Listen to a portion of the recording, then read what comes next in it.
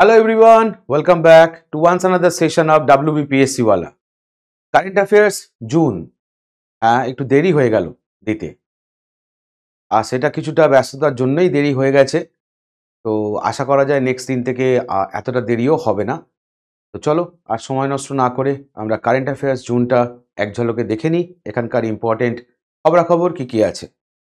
তো current affairs June যেটা আমরা আজকে এখানে করতে চলেছি, এটা যে প্যারামিটারে আমরা দেখব সেই প্যারামিটারগুলোর মধ্যে রয়েছে, প্রথমেই আজকে আমরা যেটা এখানে আলোচনা করব সেটা হচ্ছে জুনের ১ থেকে ১৫ তারিখ। ফার্স্ট ভিডিওটা জুনের ১ থেকে ১৫ তারিখ, তারপরের সেশনটা আমরা করে থাকি সাধারণত ১৬ থেকে ৩০। তো দুটো একসাথেই তোমরা এখানে পেয়ে যাবে। তো জুনের ১ থেকে ১৫ তারিখের মধ্যে যে সমস্ত গুরুত্বপূর্ণ ঘটনাগুলো রয়েছে সেগুলোর মধ্যে যে জায়গাগুলো আমরা মেনলি আলোচনা করেছি, যার মধ্যে রয়েছে important date, important theme, recent awards, important appointment India এবং ওয়ার্ল্ডের পরিপ্রেক্ষিতে, recent books and authors, sports news, exercise operation, বিখ্যাত ব্যক্তির মৃত্যু, গভর্নমেন্ট স্কিম আর মিসলেনিয়াস ইনফরমেশন। জুন মাসে ইন্ডিয়ান রেলওয়ের উপরে তেমন কোনো গুরুত্বপূর্ণ কারেন্ট অ্যাফেয়ার্স নেই যেটা নিয়ে তোমাদেরকে বলা যেতে পারে। তো এই টোটাল জিনিসটাই আমরা এখানে কম্প্যাক্টলি দেখব। ভিডিওটা পুরোটা দেখো, আশা করি তোমাদের আপকামিং পরীক্ষায় অবশ্যই কাজে লাগবে। তো শুরু করার আগে আবারও বলবো যে একটু দিতে দেরি হয়ে গেল, তো প্লিজ ডোন্ট মাইন্ড। আশা করব যে পরের মাস থেকে তোমাদের ভিডিওটা যাতে অন্তত ১৫ তারিখের মধ্যে আমি কমপ্লিট করে উঠতে পারি। ওকে, চলো লেটস স্টার্ট। তো প্রথমেই আমরা আলোচনা করব কি নিয়ে, ইম্পর্টেন্ট ডেট। তো ইম্পর্টেন্ট ডেটের মধ্যে দেখো প্রথম তারিখটাই অর্থাৎ 1 জুন দুরকমভাবে উদযাপন করা হচ্ছে। একদিকে বলছে ওয়ার্ল্ড মিল্ক ডে, আর একদিকে বলছে কি না গ্লোবাল ডে অফ প্যারেন্টস। তো ওয়ার্ল্ড মিল্ক ডে পড়তে গিয়ে, ওয়ার্ল্ড মিল্ক ডে এটা পড়ছি আমরা কবে না 1 জুন। তাহলে স্যার এখান থেকে সাইমালটেনিয়াসলি মনে রাখতে পারি যে ন্যাশনাল মিল্ক ডে এটা আমরা উদযাপন করি কবে না 26 নভেম্বর, তাই না? 26শে নভেম্বর। 26শে নভেম্বর ন্যাশনাল মিল্ক ডে আমরা যে উদযাপন করি কাকে স্মরণ করে না আমরা জানি ভার্গিস কুরিয়েন। ভার্গিস কুরিয়েনের কে কি নামে পরিচিত? এনাকে আমরা বলে থাকি কি না মিল্কম্যান অফ ইন্ডিয়া, তাই তো? এনার হাত ধরেই ভারতবর্ষে কি হয়েছিল দুগ্ধ বিপ্লব, তার মানে যেটাকে আমরা বলে থাকি কি না হোয়াইট রেভলিউশন। আর এই হোয়াইট রেভলিউশন যেটা হয়েছিল যে অপারেশনটার মাধ্যমে, অপারেশনটার নাম কি ছিল? অপারেশন ফ্লাড, তাই তো? অপারেশনটার নাম কি ছিল? Operation flood. কোন সময় এটা হয়েছিল না এটা হয়েছিল 1970s-এ। আবার এই ভার্গিস কুরিয়েনকে আর কি বলা হয়? এনাকে বলা হয় কি না ফাদার অফ আমুল আমরা বলে থাকি।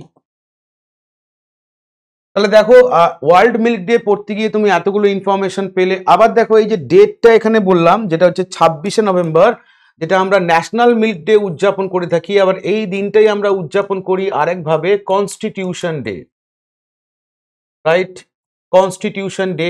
আবার এই কনস্টিটিউশনকে কেন্দ্র করে সম্প্রতি একটা দিন ঘোষণা হয়েছে যেটাকে বলছি আমরা কি আবার না সংবিধান হত্যা দিবস, তাই তো?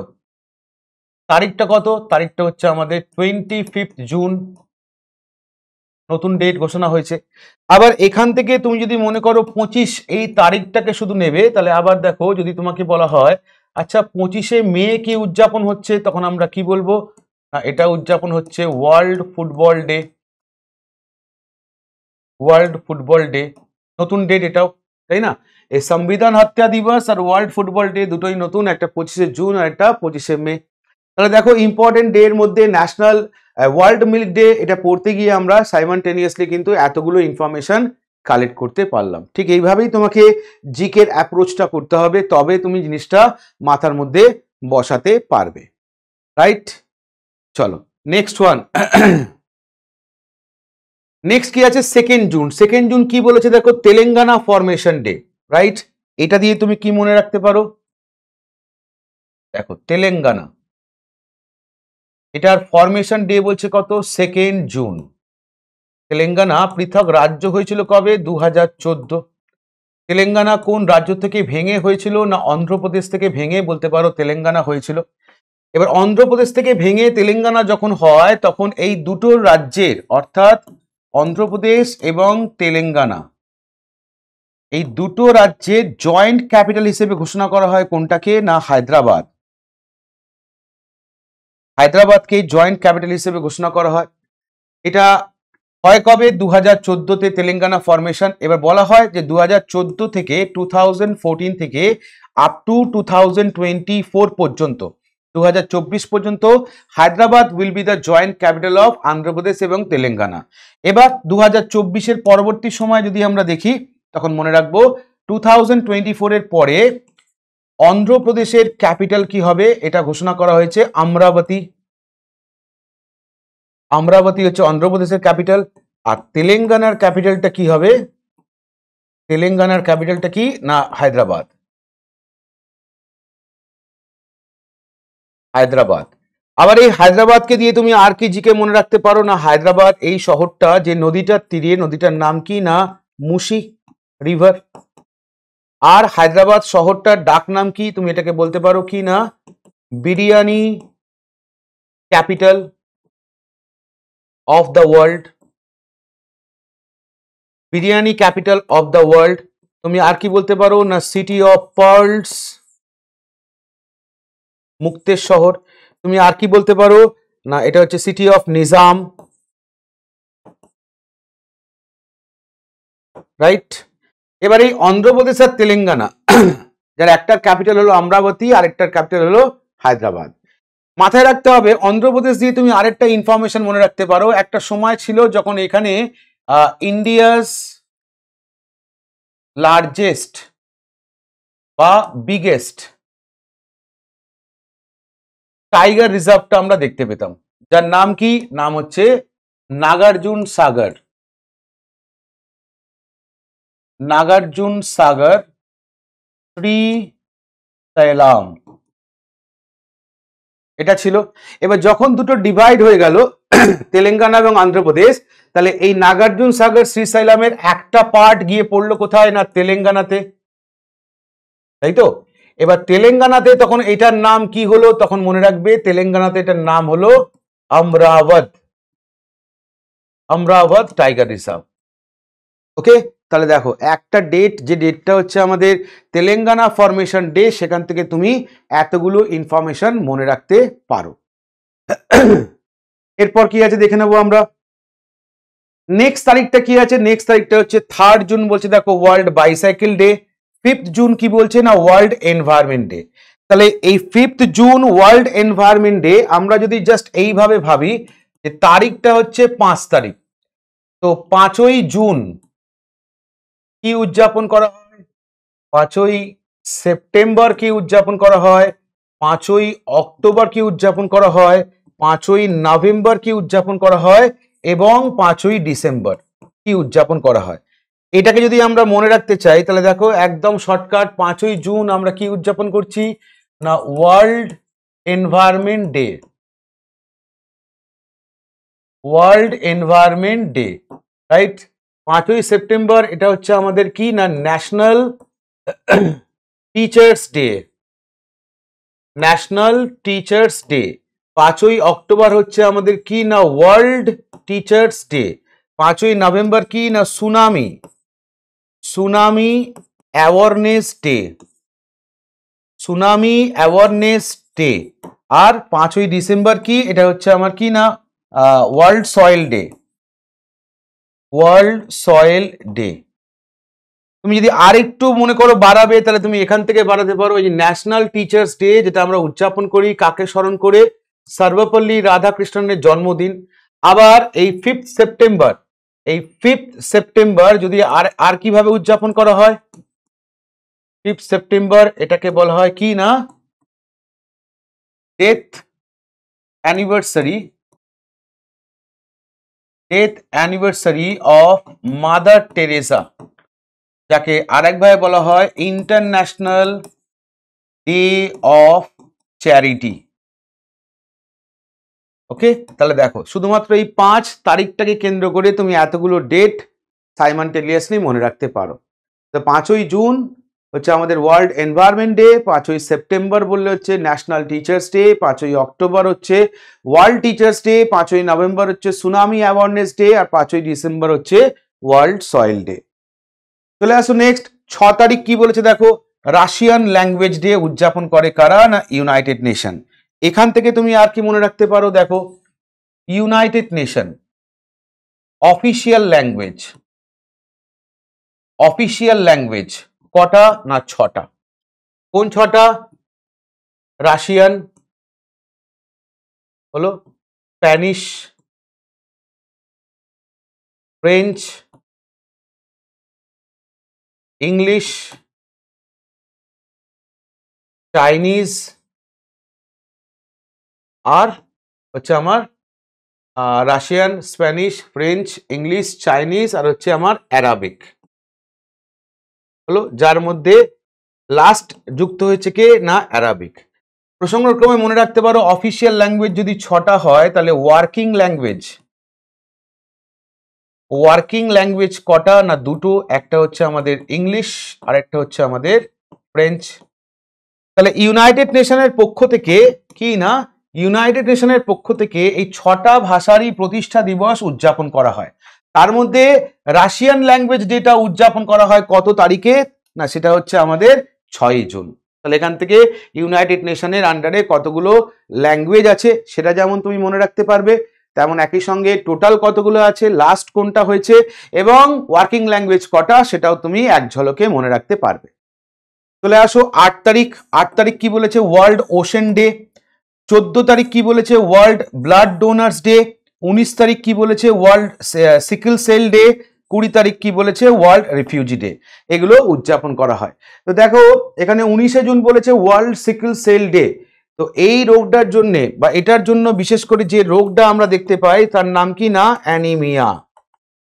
আর এই অ্যানিমিয়া দূরীকরণের জন্য কিন্তু ভারত সরকারের তরফ থেকে বিভিন্ন রকম কর্মসূচি নেওয়া হয়। যেমন পুরো সেপ্টেম্বর মাস জুড়ে আমরা দেখতে পাই উদযাপন করা হয় কি, না পোষণ মাহ, যেখানে কি না মহিলাদেরকে কি দেওয়া হয়, না বলতে পারো নিউট্রিশিয়াস জাতীয় খাবার দাবার, মেডিসিন ইত্যাদি প্রোভাইড করা হয় এটাকে আটকানোর জন্য। ইন্ডিভিজুয়ালি স্টেটও বলতে পারো, বিভিন্ন স্টেট এই অ্যানিমিয়াকে আটকানোর জন্য বিভিন্ন রকম উদ্যোগ নিয়েছে। ওকে, তাহলে 20 জুনের পরে নেক্সট যদি ইম্পর্টেন্ট তারিখ দেখি আমরা কি কি আছে, ইম্পর্টেন্ট তারিখের মধ্যে নেক্সট দেখবো আমরা 21 তারিখ। দেখো 21 তারিখটা আবার 3 রকম ভাবে উদযাপন করা হচ্ছে। একদিকে বলছে ওয়ার্ল্ড মিউজিক ডে, একদিকে ওয়ার্ল্ড যোগা ডে, আর একদিকে আবার ওয়ার্ল্ড হাইড্রোগ্রাফি ডে। তো মনে রাখতে হবে যোগা দিবস এটা চালু করার পিছনে কোন দেশের অবদান, সেটা হচ্ছে আমাদের ইন্ডিয়ার অবদান। আর এটা চালু হয়েছিল কবে থেকে, না 2014 থেকে বলতে পারো ইন্ডিয়ার উদ্যোগে প্রথম এটা চালু হয়। নেক্সট 23 তারিখটা দেখো দুরকম ভাবে উদযাপন করা হয়। একদিকে বলছে ইন্টারন্যাশনাল অলিম্পিক ডে, আরেকদিকে বলছে United nation public service day. তো যখন অলিম্পিক বলছে তাহলে অবভিয়াসলি এখান থেকে আমার আরো অনেক কিছু ইনফরমেশন অ্যাড অন করতে পারবো। অলিম্পিক যখনই বলে তখন প্রথম যে সালটা মাথায় আসে 776 বিসি অথবা কি না 1896, 1896, 1896 এবং হচ্ছে 776 বিসি অলিম্পিক বললে। এটা হচ্ছে আমার মডার্ন অলিম্পিক আর এটা হচ্ছে নর্মাল অলিম্পিক। এবার এই অলিম্পিক যদি আমি দেখি 2024 কোথায় হচ্ছে, না প্যারিস হলো। প্যারিস মানে কোথায়, এটা ফ্রান্স। এই নিয়ে প্যারিস মোট কবার আয়োজন করছে, না 3 টাইম এটাকে নিয়ে। প্রথমবার হয়েছিল হচ্ছে 1900 সালে, তারপর হলো কত, না 1924-এ, তারপর হচ্ছে কবে, না 2024-এ। প্রায় 100 বছর পর আবার পুনরায় প্যারিসে অলিম্পিকের আসর বসেছে। উদ্বোধনী অনুষ্ঠানটা প্যারিস অলিম্পিকের রেসপেক্টে যদি বলা হয় ইনঅগরেটেড, উদ্বোধনটা হলো কোথায়, তখন আমরা বলবো কি, না সিন রিভার, তাই না, সিন নদীর উপর বলতে পারো কি না উদ্বোধনটা করা হয়। এবারের অলিম্পিকে অর্থাৎ 2024-এর অলিম্পিকে এখনো পর্যন্ত মানে যতক্ষণে তোমরা এই ভিডিওটা দেখছো এই পর্যন্ত যদি আমরা দেখি ইন্ডিয়ার ক্ষেত্রে প্রথম পদক যিনি পেলেন তার নাম হচ্ছে কি, না মানু বাকার, তাই তো। মানু বাকার কিসে পেয়েছে, না শুটিং এ পেয়েছে। কি মেডেল পেয়েছে, না ব্রোঞ্জ পেয়েছে, হলো ব্রোঞ্জ পেয়েছে। এরপরে হয়তো আরো লিস্ট বাড়বে, কারণ ইন্ডিয়া থেকে অনেক প্রতিযোগী এবারে পার্টিসিপেট করেছে। তো এবারে অলিম্পিক থেকে এখনো পর্যন্ত মনে রাখার বিষয় কি না, অভিনব বিন্দ্রা যাকে কি দেওয়া হয়েছে না অলিম্পিক অর্ডার অ্যাওয়ার্ডে সম্মানিত করা হয়েছে। ওকে, যেটা কিনা অন্যতম সর্বোচ্চ পুরস্কার বলা হয় অলিম্পিকের রেসপেক্টে, রাইট? আচ্ছা, এই অলিম্পিকটা পড়ার সঙ্গে সঙ্গে আমাকে একটুখানি মনে রাখতে হবে কি না, এর আগের যে অলিম্পিকটা হয়েছিল অর্থাৎ 2020 অলিম্পিকটা হওয়ার কথা, কিন্তু কোভিডের জন্য এটা পিছিয়ে হয় 2021-এ। কোথায় হয় না, এটা হয় হচ্ছে টোকিও মানে হচ্ছে জাপান, যেখানে ইন্ডিয়া টোটাল মেডেল কটা পেয়েছিল, ইন্ডিয়া টোটাল মেডেল পেয়েছিল 7টা, যার মধ্যে একটা গোল্ড ছিল। আর এই গোল্ডটা কে পেয়েছিল না আমাদের নীরজ চোপড়া। কোন খেলাতে না জ্যাভলিনে, রাইট? আর ইন্ডিয়ার র্যাঙ্ক কত হয়েছিল অলিম্পিকের রেসপেক্টে যদি আমরা দেখি, র্যাঙ্ক ছিল কত না 48। আবার এখানেই যদি আমরা দেখি প্যারা অলিম্পিকে যদি বলি ইন্ডিয়ার র্যাঙ্ক কত ছিল, ইন্ডিয়ার র্যাঙ্ক ছিল হচ্ছে কি না 24। ইন্ডিয়া মেডেল কটা পেয়েছিল না 19টা। এটা একটু মনে রাখতে হবে, ওকে? কারণ ব্যাকলগ অলিম্পিক দিয়েও আমাকে পরীক্ষার প্রশ্ন করতে পারে। রিসেন্ট অলিম্পিক সম্পর্কিত ইনফরমেশন তো আমরা পড়বই, তার সঙ্গে ব্যাকলগটাও খুব ভালো করে একটু দেখে রাখতে হবে। হলো, নেক্সট ওয়ান হচ্ছে 26 তারিখ কি ছিল না, 26শে জুন ছিল international day against drug abuse and illicit trafficking, অর্থাৎ মাদক দ্রব্যের অপব্যবহার ও অবৈধ পাচারের বিরুদ্ধে একটা আন্তর্জাতিক দিন। 27 তারিখটা উদযাপন করা হয় ইন্টারন্যাশনাল পাইনঅ্যাপেল ডে। 29 তারিখ হচ্ছে কি না ন্যাশনাল স্ট্যাটিস্টিক্স ডে। কাকে কেন্দ্র করে দিনটা উদযাপন করা হয়, তখন মনে রাখবো প্রশান্ত চন্দ্র মহালবিশ বা পিসিএম। আর 30 তারিখটা হচ্ছে আমাদের কি না ওয়ার্ল্ড অ্যাস্ট্রয়েড ডে বা বিশ্ব গ্রহাণু দিবস। তাহলে এই হচ্ছে তোমার ইম্পর্টেন্ট ডে, আমাকে গুরুত্ব দিয়ে ডে গুলো পড়তে হবে। তার পিছনে কারণ হচ্ছে পিএসসি অতি অবশ্যই একটা করে ডে এখন পরীক্ষায় কম্পালসারি দিচ্ছে, তাই অবশ্যই ডে গুলোর গুরুত্ব মনে রাখতে হবে। এবং মনে রাখতে গিয়ে সাইমালটেনিয়াসলি সাইড বাই সাইড তুমি যদি এইভাবে জিকে গুলোকে মনে রাখতে চাও, মনে রাখতে পারো। শুধু একটু মাথা ঠান্ডা করে একটার সাথে আরেকটাকে কানেক্ট করতে হবে, তাহলে এটা মনে থাকবে। এর জন্য কোনো মুখস্থ বিদ্যে কিন্তু লাগবে না। চলে আসো পরের প্যারামিটার, ইম্পর্টেন্ট ডে এর পরে যদি আমরা দেখি নেক্সট প্যারামিটার কি আছে, তাহলে নেক্সট প্যারামিটারের মধ্যে পড়বে হচ্ছে ইম্পর্টেন্ট থিমস। এখানে আমরা জুনের 1 থেকে 31 তারিখ পর্যন্ত গুরুত্বপূর্ণ সব থিমই এখানে আলোচনা করে নেব। হলো, গুরুত্বপূর্ণ সব কটা থিমই আমরা আলোচনা করে নেব। এবার এই থিম পড়তে গিয়ে যেটা বিশেষ করে আমি বারবার বলে থাকি, যে থিমগুলো ছোট সেইগুলো দিয়ে পরীক্ষায় জিজ্ঞেস করে, আর যে ডেটের থিমগুলো বড় সেগুলো ডেটটা জিজ্ঞেস করে যে কোনটা কবে উদযাপন করা হয়। চলো দেখো কিভাবে অ্যাপ্রোচটা করবে। এখানে দেখো 3টে কলাম করে দেওয়া আছে, একদিকে হচ্ছে আমার ডেট, এদিকে হচ্ছে আমার ডেজ, আর এদিকে হচ্ছে থিম। যেমন দেখো প্রথমটা বলছে 1 জুন উদযাপন করা হচ্ছে গ্লোবাল প্যারেন্টস ডে, যার থিমটা কি ছিল the promise of playful parenting. এটা দিয়ে তোমার পরীক্ষায় আসতে পারে। কি প্রশ্ন করবে, বলবে the promise of playful parenting is a থিমটা দিয়েই দেবে, theme of global day of parents which was observed on, তখন তোমাকে এই ডেটটা জানতে চাইবে যে এইটা কবে উদযাপন করা হয়, তখন তোমার আনসার হচ্ছে 1 জুন। হলো, আবার ঠিক সেকেন্ডটা দেখো, সরি এখানে একটুখানি উল্টো বললাম, একটুখানি দেখে নাও। এখানে তোমাকে ডেটটা জিজ্ঞেস করবে না, এখানে তোমাকে জাস্ট থিমটা জিজ্ঞেস করবে। কি জিজ্ঞেস করবে দেখো, বলবে গ্লোবাল প্যারেন্টস ডে যেটা কিনা উদযাপন করা হয় 1 জুন, তার এবছরের থিমটা কি। এটা তোমাকে ডিরেক্ট 4টে থিম দিয়ে দেবে, যার মধ্যে একটা হচ্ছে কি না the promise of playful parenting. এবার যদি তুমি দ্বিতীয়টা দেখো, এটা অ্যাপ্লিকেবল হবে দ্বিতীয়টার ক্ষেত্রে, যেখানে তোমাকে বলবে promoting health equity and sustainability to cycling is the theme of, তখন বলবে world bicycle day which was observe on. এখানে তোমাকে ডেটটা জানতে চাইবে। ওকে, তোমাকে ডিরেক্টলি বলতে পারে ওয়ার্ল্ড বাইসাইকেল ডে কবে উদযাপন করা হয়, তোমাকে বলতে পারে promoting health equity and sustainability through cycling, এটা হচ্ছে ওয়ার্ল্ড বাইসাইকেল ডে থিম, যেটা কিনা উদযাপন করা হয় কোন তারিখে।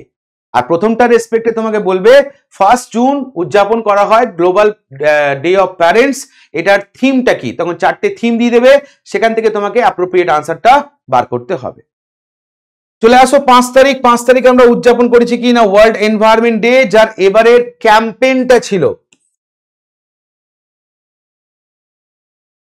এবারে ক্যাম্পেইনটা ছিল কি না আওয়ার ল্যান্ড আওয়ার ফিউচার।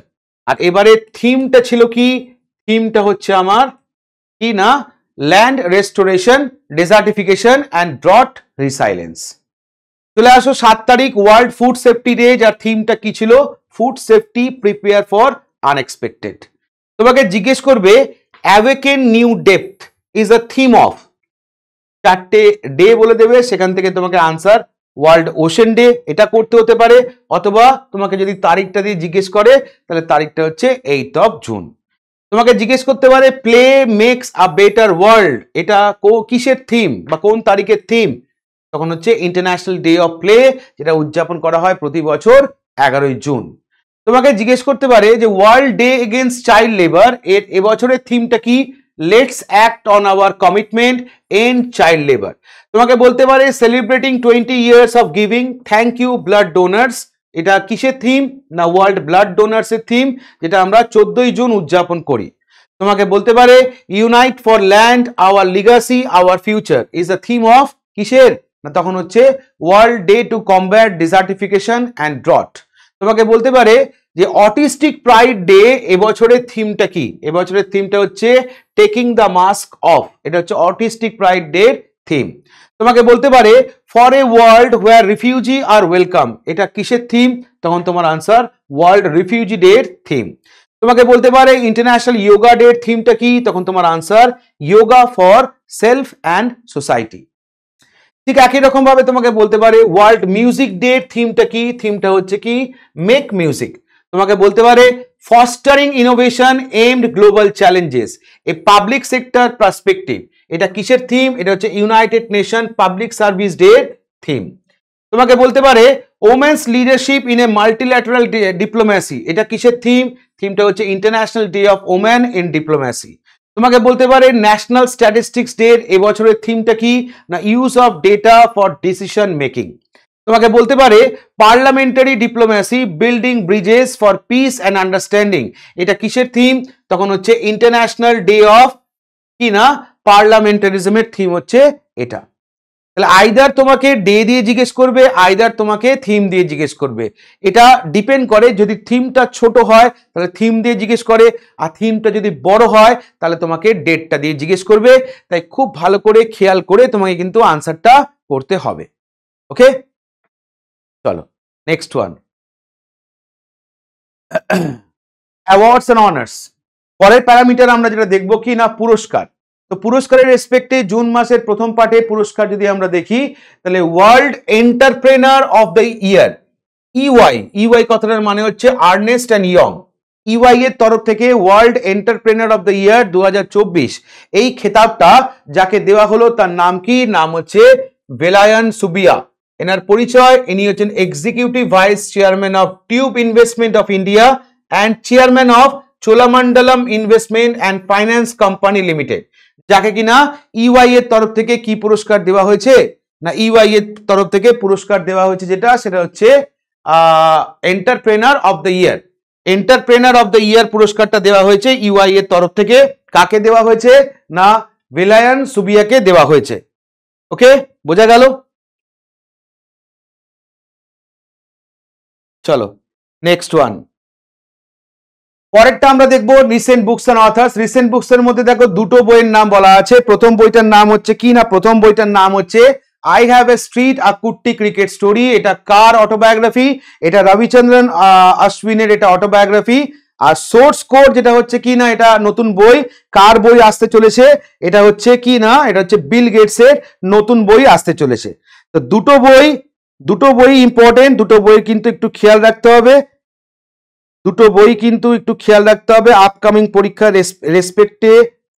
দুটো বই, একটা আমাদের ক্রিকেটারের নাম রবিচন্দ্রন অশ্বিন, তার অটোবায়োগ্রাফি বা আত্মজীবনী হচ্ছে এটা, ডেফিনেটলি ইম্পর্টেন্ট, এটাও বাদ দেওয়া যাবে না, এটাও বাদ দেওয়া যাবে না। এই বইটা অর্থাৎ সোর্স কোড মাই বিগিনিং, এটা 2025-এ এটা আসতে চলেছে, 2025-এ বলতে পারো এটা মার্কেটে আসতে চলেছে। ওকে, আর রবিচন্দ্রন অশ্বিন বলতে পারো একটা ইম্পর্টেন্ট ক্রিকেটার, তাকে দিয়ে পরীক্ষার প্রশ্ন কিন্তু করতেই পারে। হয়ে গেল, তাহলে দুটোই বই আছে বুকস মাদার্সের রেসপেক্টে বা রিসেন্ট বুকসের রেসপেক্টে। চলে আসুন নেক্সট, চলো নেক্সট টপিক। তাহলে আমরা এখানে যেটা আলোচনা করব সেটা হচ্ছে এবার অ্যাপয়েন্টমেন্ট। ন্যাশনাল এবং ইন্টারন্যাশনাল যে সমস্ত অ্যাপয়েন্টমেন্টগুলো হয়েছে সেটা আমরা একটু এক ঝলকে এখানে দেখে নেব। তো অ্যাপয়েন্টমেন্টের মধ্যে প্রথম যেটা আমরা পড়বো সেটা হচ্ছে কি না, কলম্বো প্রসেস ফর 2024-26। প্রথমত জিনিসটা কি আগে আমরা দেখে নেব। এটা প্রতিষ্ঠা হয় হচ্ছে 2003-এ। 2003-এ প্রতিষ্ঠা হওয়ার পর এই প্রথমবার বলতে পারো এটায় ভারত কি করবে না, পরিচালনা করবে অ্যাজ আ চেয়ারম্যান। বক্তব্যটা কলম্বো প্রসেসটা কি তখন মনে রাখবে, কলম্বো প্রসেস হচ্ছে একটা regional consultation process of migrant worker origin countries from south and south east Asia. তাহলে দক্ষিণ এবং দক্ষিণ পূর্ব এশিয়ার যে সমস্ত দেশগুলো রয়েছে সেখানকার মাইগ্রেন্ট ওয়ার্কারদের নিয়ে একটা কনসালটেশন প্রসেস, যে প্রসেসটা তৈরি হয়েছিল 2003-এ। আর এটাই বলতে পারো 2024 থেকে 26 পর্যন্ত পরিচালনা করার দায়িত্ব পেয়েছে হচ্ছে ভারত। এখন তুমি বলতে পারো এখানে কতগুলো মেম্বার কান্ট্রি আছে, তাহলে 12টা মেম্বার কান্ট্রি আছে এখানে। Afghanistan, Bangladesh, China, India, Indonesia, Nepal, Pakistan, Cambodia, Vietnam, Thailand, Sri Lanka এবং ফিলিপিন্স। মনে রাখতে হবে 12টা মেম্বার স্টেটের সঙ্গে সঙ্গে এখানে কি না 8টা অবজারভার স্টেটও রয়েছে। 12টা মেম্বার স্টেটের সঙ্গে সঙ্গে এখানে 8টা মেম্বার স্টেটও রয়েছে।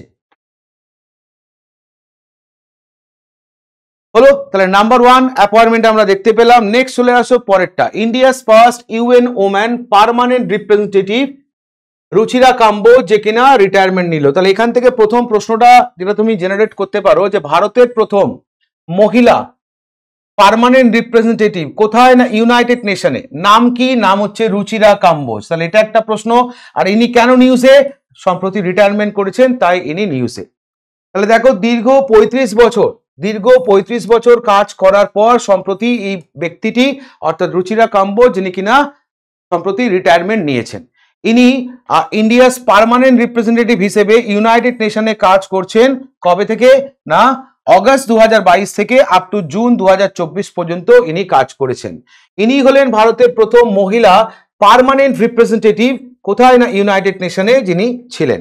তাহলে নামটা অবশ্যই মনে রাখবো, রুচিরা কাম্বোজ, যিনি কিনা ইউনাইটেড নেশনে ইন্ডিয়াস পার্মানেন্ট রিপ্রেজেন্টেটিভ হিসেবে কাজ করছিলেন। সম্প্রতি ইনি রিটায়ারমেন্ট নিয়েছেন তাই নিউজে এসছেন। চলে আসো পরেরটা, বলছে কিনা আইসল্যান্ডের নতুন প্রাইম মিনিস্টার, নতুন প্রেসিডেন্ট হিসেবে যাকে অ্যাপয়েন্ট করা হলো। তাহলে আইসল্যান্ডের প্রথম নতুন প্রেসিডেন্ট হিসেবে যাকে অ্যাপয়েন্ট করা হলো তিনি একজন কি না বিজনেস পার্সন, নাম হচ্ছে হালা তোমাস দোতির। হালা তোমাস দোতির, ইনি হচ্ছেন আইসল্যান্ডের কি না মহিলা প্রেসিডেন্ট। ওভারঅল যদি আমরা দেখি ইনি হচ্ছেন 7th প্রেসিডেন্ট অফ আইসল্যান্ড, যে 2024-এর প্রেসিডেন্সিয়াল ইলেকশনে 34.3% ভোট পেয়েছেন। এবং ইনি বলতে পারো অগস্ট 2024 থেকে ইনি দায়িত্ব নিচ্ছেন। ইনি আইসল্যান্ডে যদি আমরা দেখি সেকেন্ড মহিলা প্রেসিডেন্ট হিসেবে ইনি দায়িত্ব নিলেন। তাহলে নামটা শুধু মনে রাখবে, নামটা হচ্ছে কি না হালা তোমাস দোতির, আইসল্যান্ডের কি না নতুন প্রেসিডেন্ট। চলে আসো নেক্সট, আবারও একজন মহিলা রাষ্ট্রপতি হলো কোথা থেকে না মেক্সিকো। মেক্সিকোর 200 বছরের ইতিহাসে যদি আমরা দেখি, মেক্সিকোর 200 বছরের ইতিহাসে এই প্রথমবার কোনো একজন মহিলা যার নাম কি ক্লডিয়া সিনবোম প্রথম ইলেক্টেড ওম্যান প্রেসিডেন্ট হিসেবে দায়িত্ব নিলেন। এবং ইনি কার্যভার সামলাবেন হচ্ছে 1 অক্টোবর 2024 থেকে। তাহলে মনে রাখতে হবে, আমাকে পরীক্ষায় প্রশ্ন করতে পারে মেক্সিকোর নতুন প্রেসিডেন্টের নাম কি, ক্লডিয়া সেনবোম, বা বলতে পারে প্রথম ইলেক্টেড ওম্যান প্রেসিডেন্টের নাম কি, নাম হচ্ছে ক্লডিয়া সেনবোম, বা বলতে পারে মেক্সিকোর 200 বছরের ইতিহাসে প্রথম মহিলা রাষ্ট্রপতি হিসেবে যিনি দায়িত্ব নিলেন তার নাম কি, নাম হচ্ছে ক্লডিয়া সেনবম।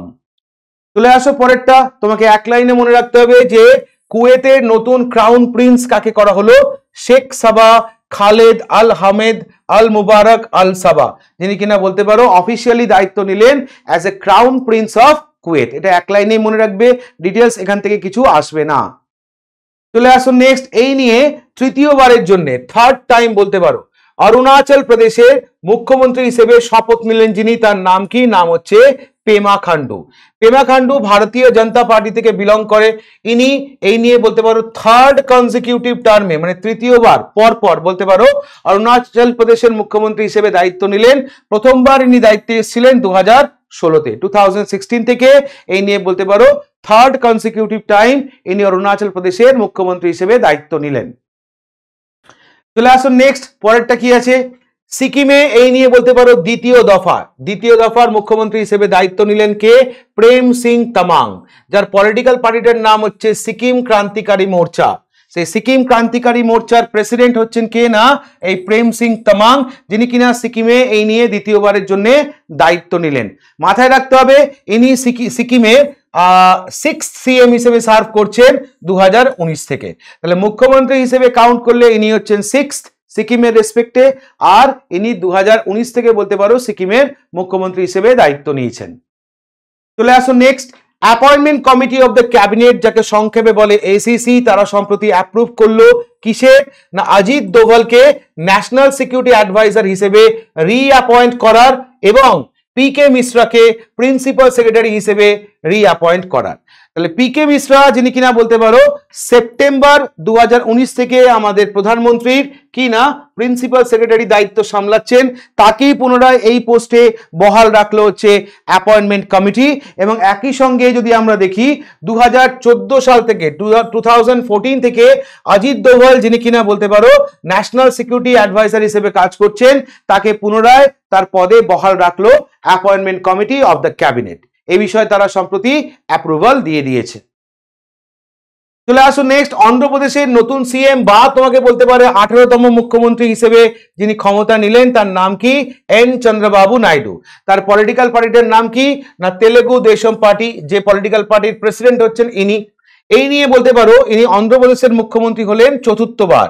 দুবার মুখ্যমন্ত্রী হলেন না যবে থেকে অন্ধ্রপ্রদেশ ভেঙেছে, অর্থাৎ 2014 সালে যবে থেকে অন্ধ্রপ্রদেশ ভেঙে তেলেঙ্গানা রাজ্য তৈরি হয়েছে, সেদিন থেকে পরপর দুবার বলতে পারো ইনি অ্যাজ এ মুখ্যমন্ত্রী হিসেবে দায়িত্ব নিলেন। ইনি যার কাছ থেকে এবারে দায়িত্ব নিলেন তার নাম কি? ওয়াইএস জগনমোহন রেড্ডি, যিনি কিনা বলতে পারো ক্ষমতায় ছিলেন 2019 থেকে 2024 পর্যন্ত। তারপর কি না ক্ষমতায় আসে আবার চন্দ্রবাবু নাইডু। তাহলে ওভারঅল ইনি অন্ধ্রপ্রদেশের মুখ্যমন্ত্রী হিসেবে দায়িত্ব সামলেছেন 4 বার। যবে থেকে বাইফার্কেট হয়েছে অর্থাৎ 2014 থেকে বলতে পারো দুবার ক্ষমতায় ছিলেন হচ্ছে কে? না এই চন্দ্রবাবু নাইডু। চলে আসুন নেক্সট, ওড়িশার নতুন মুখ্যমন্ত্রীর নাম কি যদি বলা হয় তখন বলবো মোহন চরণ মাঝি, 52 বছর বয়সী, এবং ইনি হচ্ছেন বলতে পারো বিজেপির ওড়িশা থেকে প্রথম মুখ্যমন্ত্রী। কার জায়গায় এলো না তখন তোমরা মনে রাখবে কি না নবীন পটনায়কের জায়গায়। নবীন পটনায়কের জায়গায় বলতে পারো দায়িত্ব নিল কে? না দায়িত্ব নিল হচ্ছে মোহন চরণ মাঝি। ওকে, খেয়াল রাখতে হবে এটা। চলে আসুন নেক্সট, পরেরটা FICCI, federation of Indian chamber of commerce and industry, যেটা প্রতিষ্ঠা হচ্ছে 1927-এ, যেটা প্রতিষ্ঠা করেছিল কে? না জি.ডি. বিড়লা, এবং তার সঙ্গে হচ্ছে কি না পুরুষোত্তম দাস ঠাকুর দাস। এরা দুজনে বলতে পারো প্রতিষ্ঠা করে ফিকি। কার উদ্যোগে এটা হয়েছিল তখন মনে রাখতে হবে মহাত্মা গান্ধীর আইডিয়াতে প্রতিষ্ঠা হয় ফিকি। এবং সেই ফিকির বলতে পারো সম্প্রতি ডাইরেক্টর জেনারেল হিসেবে যাকে অ্যাপয়েন্ট করা হলো তার নাম কি? নাম হচ্ছে জ্যোতি ভিজ।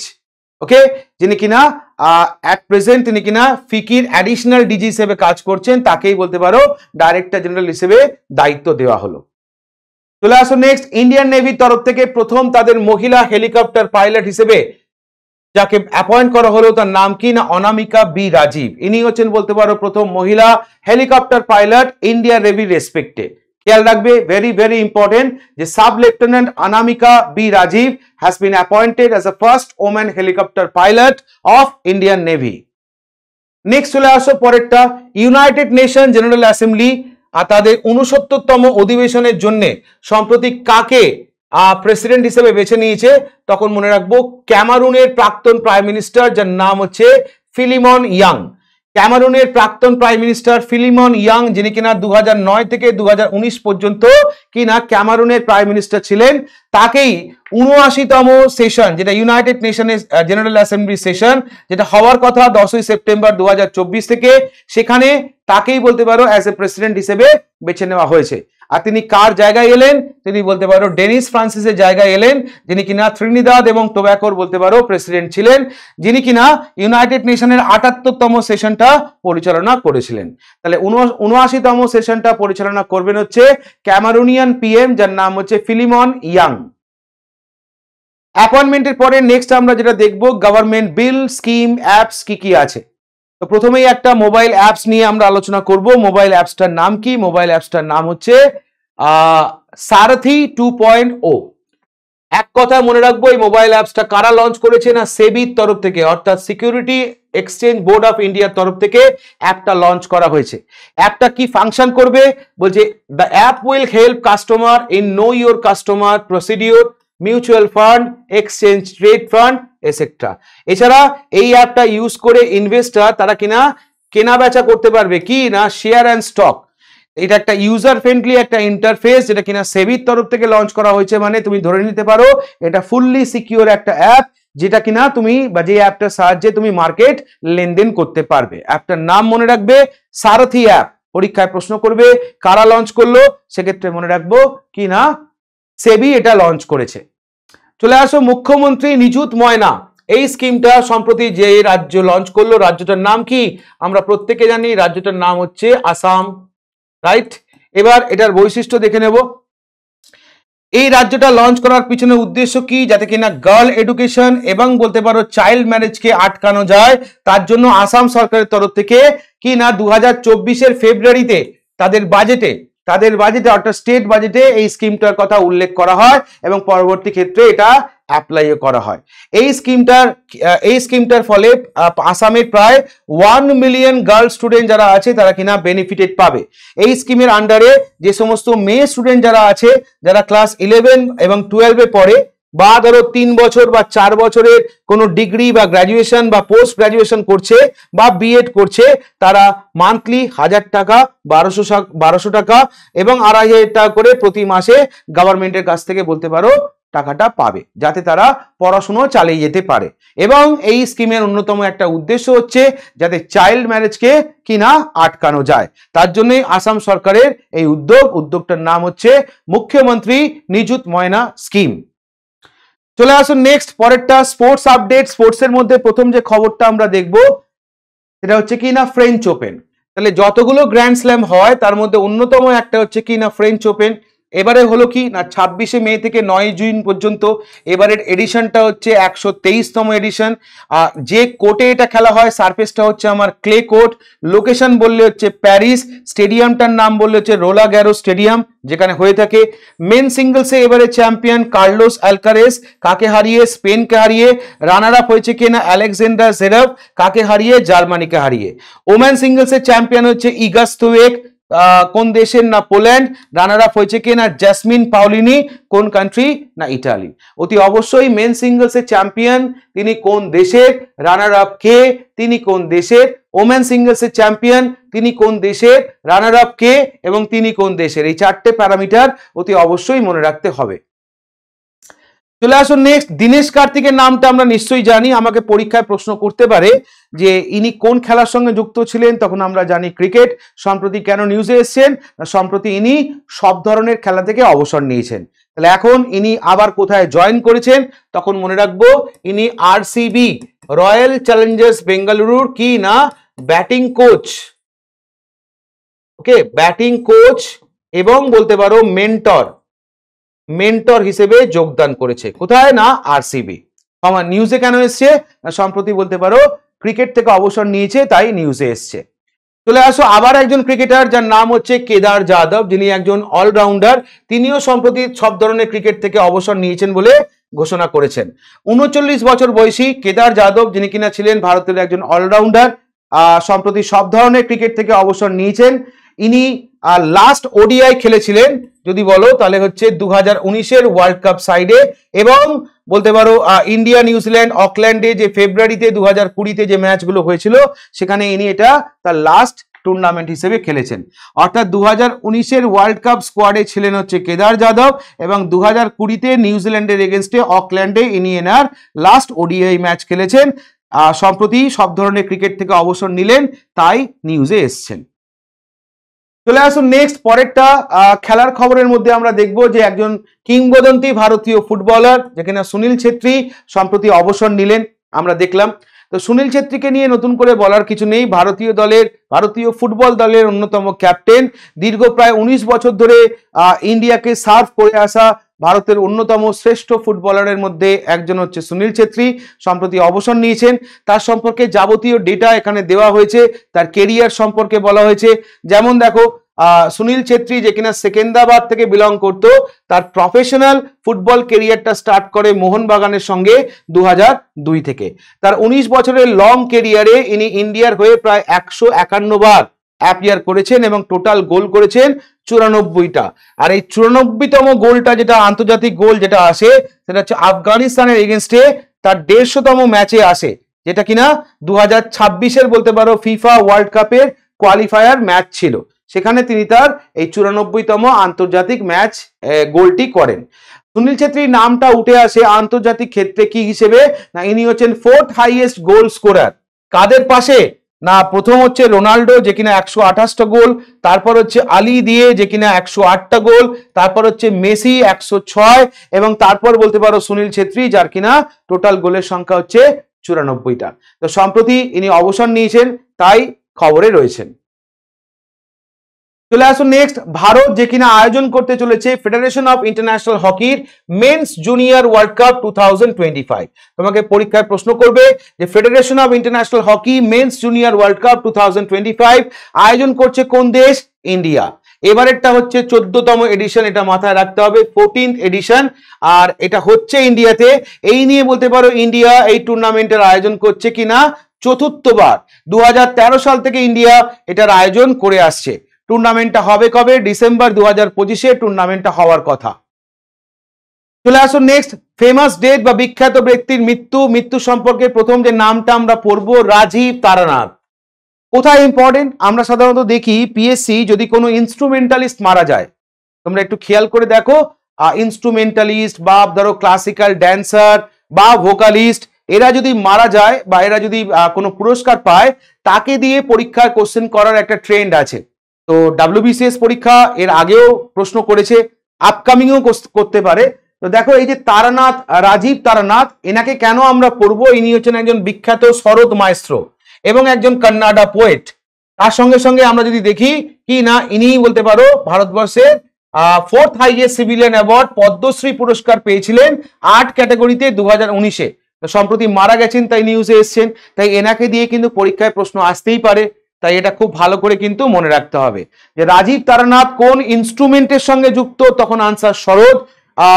কেন নিউজে এসছেন? সম্প্রতি মারা গেছেন, আর ইনি ভারতবর্ষের 4র্থ সর্বোচ্চ পুরস্কার পদ্মশ্রী পেয়েছিলেন 2019-এ। চলে আসো মহড়ার মধ্যে প্রথম মহড়াটা আমরা দেখবো যার নাম কি না রেড ফ্ল্যাগ 24 মানে 2024। এই মহড়াটা কোথায় হলো না, ইউএস এর আলাস্কাতে হলো। এটা একটা বলতে পারো মাল্টি ন্যাশনাল একটা মহড়া, যেখানে ইন্ডিয়ান এয়ারফোর্সের তরফ থেকে পার্টিসিপেট করা হয়েছে এবং ইন্ডিয়ান এয়ারফোর্সের যে মোস্ট অ্যাডভান্স ফাইটার এয়ারক্রাফট যার নাম হচ্ছে রাফায়েল, সেটা নিয়েই বলতে পারো এই মহড়ায় পার্টিসিপেট করা হচ্ছে।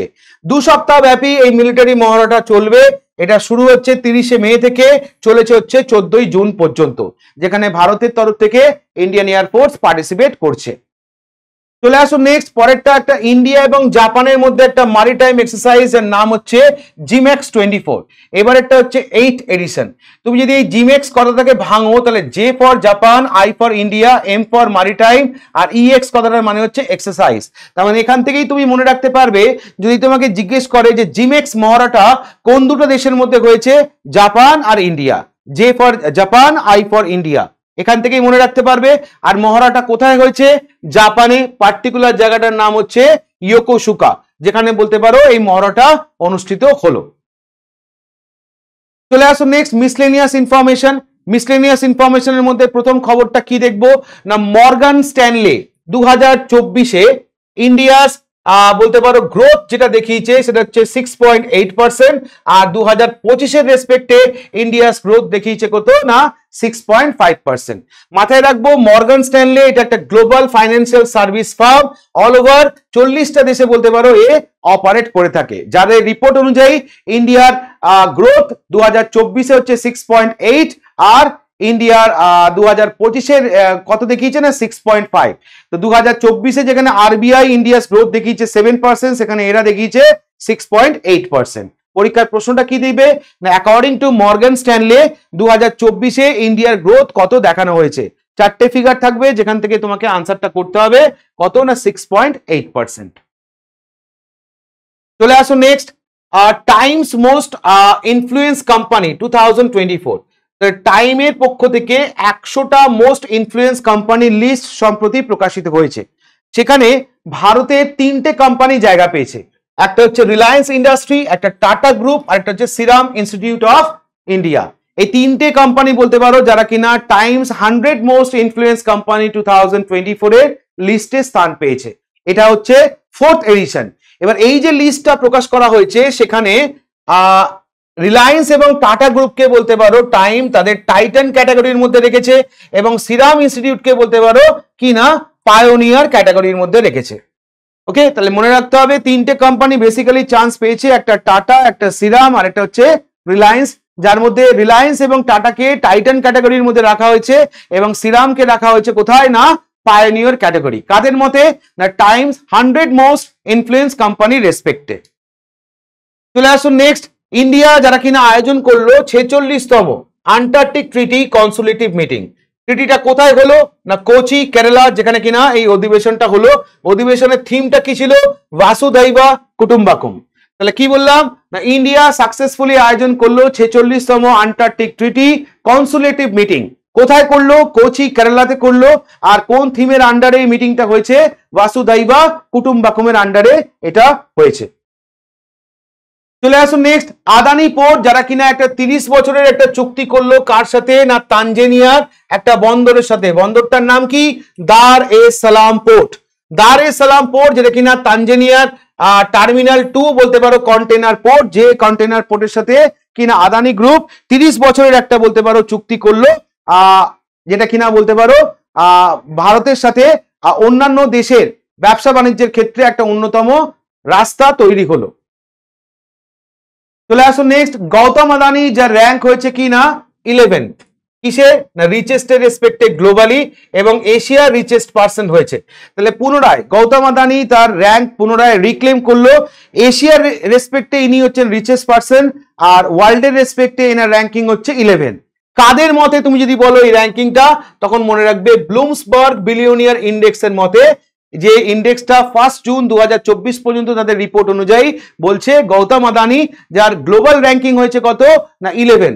সেখানে মুকেশ আম্বানি যদি আমরা দেখি যার গ্লোবাল র্যাঙ্কিং কত হয়েছে 12, আর সেখানে গৌতম আদানি আবার বলতে পারো এশিয়ার রিচেস্ট পার্সন হিসেবে উঠে এসছে। চলে আসুন নেক্সট, চায়না সম্প্রতি লঞ্চ করলো পাকিস্তানের একটা মাল্টি মিশন কমিউনিকেশন স্যাটেলাইট। তোমাকে জিজ্ঞেস করতে পারে পাকিস্তানের এই মাল্টি মিশন কমিউনিকেশন স্যাটেলাইটটার নাম কি? নাম হচ্ছে পাকস্যাট MM1। যার উদ্দেশ্য কি? যার উদ্দেশ্য হচ্ছে পাকিস্তানে যাতে আরো বেশি করে ইন্টারনেট পরিষেবা কিনা মজবুত করা যায়, এটাই বলতে পারো অন্যতম উদ্দেশ্য। কাদের উদ্দেশ্য?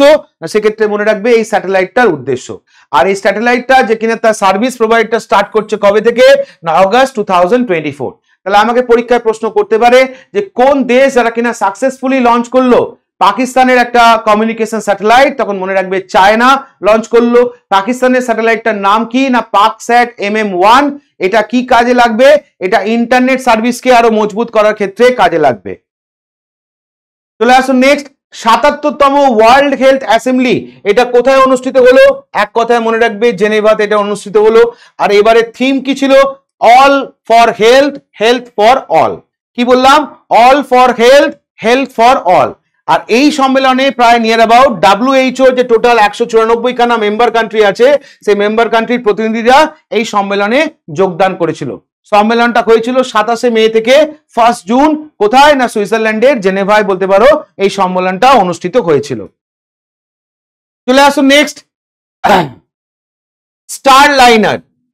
বোয়িং এর স্টার লাইনার লঞ্চ করলো কারা? নাসা। নাসা কি লঞ্চ করলো না এখানে মহাকাশে বলতে পারো প্রথমবারের জন্য এই স্টার লাইনারে করে কিনা অ্যাস্ট্রোনট পাঠালো। আর অ্যাস্ট্রোনট হিসেবে যিনি গেলেন আমরা জানি একজন ইন্ডিয়ান অরিজিন আমেরিকান, যার নাম সুনিতা উইলিয়ামস। ইনি হচ্ছেন প্রথম ফিমেল অ্যাস্ট্রোনট যে কিনা এই প্রথম এই বোয়িং স্টারলাইনার করে মহাকাশে গেলেন। এবং সাম্প্রতিক খবর অনুযায়ী দীর্ঘ 50 দিন হয়ে যাওয়ার পরেও কিন্তু এই স্টারলাইনার পৃথিবী পক্ষে কিন্তু ফিরে আসতে পারছে না টেকনিক্যাল ইস্যুর জন্য। নাসার তরফ থেকে জানানো হয়েছে যে সুনিতা উইলিয়ামস এবং তার আরেকজন ক্রিউ মেম্বার যারা কিনা সুস্থ স্বাভাবিক আছে, সেই বিষয়ে কোনো সন্দেহ নেই, কিন্তু ফিরে আসার পথটা এখনো অবধি তৈরি করে উঠতে পারেনি হচ্ছে নাসা। চলে আসো নেক্সট। বলছে পেরু এবং স্লোভাকিয়া যারা হচ্ছে 41তম এবং 42তম সিগনেটারি মেম্বার কান্ট্রি হিসেবে সাইন করলো কোথায় না আর্টেমিস অ্যাকর্ড। এই অ্যাকর্ডটা কাদের? এই অ্যাকর্ডটা হচ্ছে নাসার Artemis accord, okay, which established a practical set of guideline for peaceful space exploration and use of outer space। তাহলে এই নাসার যে আর্টেমিস অ্যাকর্ডটা এটা প্রতিষ্ঠা করার পিছনে কারণ কি? তার কারণ হচ্ছে পিসফুল স্পেস এক্সপ্লোরেশন, শান্তিপূর্ণ উপায়ে মহাকাশকে এক্সপ্লোর করা, নিজেদের মধ্যে ঝামেলা না করা, এবং এই মহাকাশের যে ব্যবহার সেটাও যাতে শান্তিপূর্ণভাবে করা যায় তার জন্য বলতে পারো একটা চুক্তি, যে চুক্তিতে 41তম মেম্বার কান্ট্রি হিসেবে যোগদান করলো পেরু আর 42তম মেম্বার কান্ট্রি হিসেবে যোগদান করলো হচ্ছে স্লোভাকিয়া। ওকে, টোটাল এখানে 42টা মেম্বার কান্ট্রি রয়েছে। চলে আসো নেক্সট, আবার একটা স্পেস ওরিয়েন্টেড খবর। কি বলছে? First person to spend 1000 day in space. প্রথম ব্যক্তি যে কিনা মহাকাশে 1000 দিন কাটিয়ে ফেললেন, ব্যক্তিটির নাম কি? নাম হচ্ছে ওলেগ কোনোনেকো। কোন দেশের? ইনি একজন রাশিয়ান বলতে পারো মহাকাশচারী, যার নাম হচ্ছে ওলেগ কোনোনেকো। ইনি হচ্ছেন প্রথম ব্যক্তি যিনি কিনা মহাকাশে 1000 দিন কাটিয়ে ফেললেন। তোমাকে বলতে পারে যে মহাকাশে সম্প্রতি 1000 দিন কাটিয়ে ফেলা ব্যক্তিটির নাম কি? নাম হচ্ছে ওলেগ কোনোনেকো। কোন কান্ট্রি? না রাশিয়া। নেক্সট ওয়ান, সম্প্রতি গ্লোবাল জেন্ডার গ্যাপ ইন্ডেক্স প্রকাশিত হয়েছে। ওকে, ওয়ার্ল্ড ইকোনমিক ফোরামের তরফ থেকে গ্লোবাল জেন্ডার গ্যাপ রিপোর্ট 2024 প্রকাশ করা হয়েছে, যেখানে ইন্ডিয়ার র্যাঙ্ক কত হয়েছে যদি আমি দেখি 129। কতগুলো দেশের মধ্যে? 196টা দেশের মধ্যে। এই লিস্টে টপে রয়েছে কে? না আইসল্যান্ড বলতে পারো টপে রয়েছে, যেখানে ফিনল্যান্ড এবং নরওয়ে নাম্বার 2 এবং নাম্বার 3 পজিশনে রয়েছে। 2024-এ এটা হচ্ছে বলতে পারো গ্লোবাল জেন্ডার গ্যাপ ইন্ডেক্সের 18তম এডিশন। তাহলে 2024-এ গ্লোবাল জেন্ডার গ্যাপ ইন্ডেক্সের 18তম এডিশনটা প্রকাশ করা হলো, যেখানে ফিনল্যান্ড এবং নরওয়ে কিনা সেকেন্ড এবং থার্ড পজিশনে রয়েছে এবং প্রথম পজিশনে আছে হচ্ছে আইসল্যান্ড। ইন্ডিয়ার র্যাঙ্ক হয়েছে 129 আউট অফ হচ্ছে 146। চলে আসো next, BRICS foreign ministers meeting. পরীক্ষায় প্রশ্ন করবে 2024-এ ব্রিক্স ফরেন মিনিস্টার্স মিটিংটা কোথায় হলো? রাশিয়া। ভারতের হয়ে এই মিটিংটা পরিচালনা করলো কে? না দামু রবি। ইনি হচ্ছেন বলতে পারো মিনিস্টার অফ এক্সটার্নাল অ্যাফেয়ার্স এর আন্ডারে অ্যাজ আ সেক্রেটারি হিসেবে কাজ করেন। আর এটা পরিচালনা করলো কে? মিটিংটা হচ্ছে রাশিয়া, যেটা কিনা এই ফরেন মিনিস্টার্স মিটিংটা পরিচালনা করলো। রাশিয়ার তরফ থেকে এই মিটিংটা পরিচালনা করলো সার্গে লাভরভ, যিনি কিনা রাশিয়ার foreign minister. Welcome back everyone. আমরা জুন মাসে কারেন্ট অ্যাফেয়ার্স করছিলাম, পার্ট 1 আমাদের কমপ্লিট। এবার আমরা এখানে একটু পার্ট 2 দেখে নেব। পার্ট 2 মানে এখানে হচ্ছে আমাদের 16 জুন থেকে আপ টু 30 জুন পর্যন্ত গুরুত্বপূর্ণ ঘটনা। চলো তাহলে দেরি করা যায়, ঝটপট ক্লাসটা করে ফেলি আমরা। তো কারেন্ট অ্যাফেয়ার্স জুন 2024 16 থেকে 30 জুনের মধ্যে কি কি আছে আমরা দেখে নেব। একই জিনিস আমরা এখানে করব বা একই প্যারামিটারে করব। সেখানে প্রথমে ইম্পর্টেন্ট ডেট যেটা, এটা আমাদের আগে পূর্বে ডিসকাস করা হয়ে গেছে, তাই এটা আমরা এখানে বাদ রাখলাম। ইম্পর্টেন্ট ডে নিয়ে আমাদের নতুন করে কিছু বলার নেই, ফার্স্ট হাফে আমরা এটা পড়ে নিয়েছি। একই রকম থিম 1 থেকে 31 জুন পর্যন্ত ইম্পর্টেন্ট থিমও আমাদের আলোচনা হয়ে গেছে, তাই নতুন করে এখানে আর পড়ে সময় নষ্ট করব না। আমরা ডিরেক্টলি চলে যাব কিসে? পুরস্কার, অ্যাওয়ার্ডস এন্ড অনার্স। খুব গুরুত্বপূর্ণ পুরস্কারগুলো আছে। দেখো জুন মাসে সেকেন্ড পার্টে পুরস্কারের মধ্যে প্রথমে যেটা দেখবো আমরা কি না কমনওয়েলথ শর্ট স্টোরি প্রাইজ 2024। প্রশ্ন দেবে যে কে পেল কমনওয়েলথ শর্ট স্টোরি প্রাইজ 2024, কে পেল? তখন আনসার সঞ্জনা ঠাকুর, একজন ভারতীয় রাইটার। কোথায় বাড়ি? না মুম্বাই। যাকে কিনা বলতে পারো এবছর অর্থাৎ 2024-এর কমনওয়েলথ শর্ট স্টোরি প্রাইজে সম্মানিত করা হলো। তার গল্পটার নাম কি ছিল? ঐশ্বরিয়া রায়। এটা হচ্ছে তার অ্যাডাপ্টেড স্টোরি। ওকে, নামটা মনে রাখবে। অ্যাডাপ্টেশন স্টোরিটার নাম কি? ঐশ্বরিয়া রায়। লেখিকার নাম সঞ্জনা ঠাকুর, যাকে 2024-এ কমনওয়েলথ শর্ট স্টোরি প্রাইজে সম্মানিত করা হয়েছে। হলো, মনে রাখতে হবে কি না, Thakur is a third Indian writer to win the prize which was launch in 2012। অর্থাৎ এই কমনওয়েলথ শর্ট স্টোরি প্রাইজটা কত সালে লঞ্চ হয়েছে? 2012। আর এর আগে এই পুরস্কারটা যে সমস্ত ভারতীয় রাইটাররা পেয়েছে তার মধ্যে রয়েছে পরাশর কুলকার্নি 2016-তে এবং কৃতিকা পান্ডে 2020-তে। তাহলে ইনি হচ্ছেন থার্ড যিনি কিনা কমনওয়েলথ শর্ট স্টোরি প্রাইজটা পেলেন। হলো, next one, number 2, PEN Pinter prize 2024। আবারও একটা পুরস্কার। কে পেল পেন প্রিন্টার প্রাইজ 2024? তখন মনে রাখবে পুরস্কারটা দেওয়া হলো কাকে না, বিখ্যাত ভারতীয় অথর অরুন্ধতী রায়কে বলতে পারো এই পুরস্কারটা দেওয়া হলো। পেন কথাটার মানে কি যদি জিজ্ঞেস করে তখন মনে রাখবো পোয়েট, প্লেরাইট, এডিটর, এসিয়েস্ট, নভেলিস্ট। সংক্ষেপে হচ্ছে পেন, বা এক কথায় বলতে গেলে পোয়েট, এসিয়েস্ট আর নভেলিস্ট। কেন দেওয়া হলো? For her unflinching and unswerving writing. Okay, অর্থাৎ আমরা যদি দেখি কেন দেওয়া হলো তাকে এই পুরস্কারটা, তাকে পুরস্কারটা দেওয়া হলো তার অদম্য লেখার জন্য এবং অপ্রতিরোধ্য লেখার জন্য তাকে এই পুরস্কারটা দেওয়া হলো। He is said to receive the award at a ceremony co-hosted by British Library, London, United Kingdom, October 10, 2024। তাকে পুরস্কারটা হাতে তুলে দেওয়া হবে কবে না 10ই অক্টোবর 2024। তাহলে পরীক্ষায় আমাকে প্রশ্ন করবে পেন প্রিন্টার প্রাইজ 2024 কে পেল? অরুন্ধতী রায়। ওকে, নামটা নিশ্চয়ই প্রত্যেকের মনে থাকবে। চলে আসুন নেক্সট পুরস্কারটার নাম কি না, V Shantaram lifetime achievement পুরস্কার। পুরস্কারটা সম্প্রতি কাকে দেওয়া হলো? সেক্ষেত্রে নামটা মনে রাখবো কি না, সুব্বিয়া নালামুথু। কি নাম বললাম? সুব্বিয়া নালামুথু, একজন বিখ্যাত ওয়াইল্ড লাইফ ফিল্ম মেকার। কোথা থেকে বিলং করে? চেন্নাই, তামিলনাড়ু থেকে বিলং করে, যাকে সম্প্রতি doctor V Shantaram lifetime achievement অ্যাওয়ার্ডে সম্মানিত করা হলো। ওকে, আর এই পুরস্কারটা কোথায় দেওয়া হলো না 18th মুম্বাই ইন্টারন্যাশনাল ফিল্ম ফেস্টিভ্যালে বলতে পারো এই পুরস্কারটা দেওয়া হয়েছে। পুরস্কার স্বরূপ তাকে 10 লাখ টাকা, একটা ট্রফি আর একটা সিটেশন দেওয়া হয়েছে। তাহলে আমাকে পরীক্ষায় জিজ্ঞেস করবে 2024-এর V Shantaram lifetime achievement পুরস্কার কে পেল? সেক্ষেত্রে নামটা মনে রাখবো কি না, সুব্বাই নালামুথু। চলে আসো নেক্সট প্যারামিটার। নেক্সট প্যারামিটারটা কি আছে না, রিসেন্ট বুকস অ্যান্ড অথার্স। আমরা পার্ট 1-এ কিছু গুরুত্বপূর্ণ বই দেখেছিলাম, এবার আমরা পার্ট 2-তে কিছু গুরুত্বপূর্ণ বই দেখব। যার মধ্যে প্রথম বইটাই দেখো, বিখ্যাত বলিউডের অভিনেত্রী আলিয়া ভাটের লেখা নতুন একটা বই। বইটার নাম কি? ইড ফাইন্ডস আ হোম, এই বইটা। আর নাম্বার 2 হচ্ছে আলপনা কালিওয়ালার লেখা হচ্ছে a fly on the RBI wall. Okay, Alpana কিলাওয়ালার লেখা নতুন বইটার নাম হচ্ছে a fly on the RBI wall, আর আলিয়া ভাটের লেখার নামটা হচ্ছে ইড ফাইন্ডস আ হোম। দুটো বই ইম্পর্টেন্ট, খুব ভালো করে বই দুটোর নাম এবং লেখিকার নাম বা লেখকের নাম মনে রাখতে হবে। চলে আসো নেক্সট প্যারামিটারটা। নেক্সট প্যারামিটার কি আছে? অ্যাপয়েন্টমেন্ট। ইন্ডিয়া এবং ওয়ার্ল্ডের রেসপেক্টে যে সমস্ত গুরুত্বপূর্ণ অ্যাপয়েন্টমেন্ট গুলো হয়েছে জুনের দ্বিতীয় ভাগে, সেগুলো আমরা এক ঝলকে দেখে নেব। প্রথমত কি বলেছে দেখো, ন্যাটোস নেক্সট সেক্রেটারি জেনারেল, অর্থাৎ ন্যাটোর পরবর্তী সেক্রেটারি জেনারেল কাকে করা হলো? নামটা মনে রাখবে মার্ক রুথ। ওকে, মার্ক রুথ, যাকে কিনা ন্যাটো অফিসিয়ালি তাদের কিনা কি করলো, নেক্সট সেক্রেটারি জেনারেল করলো।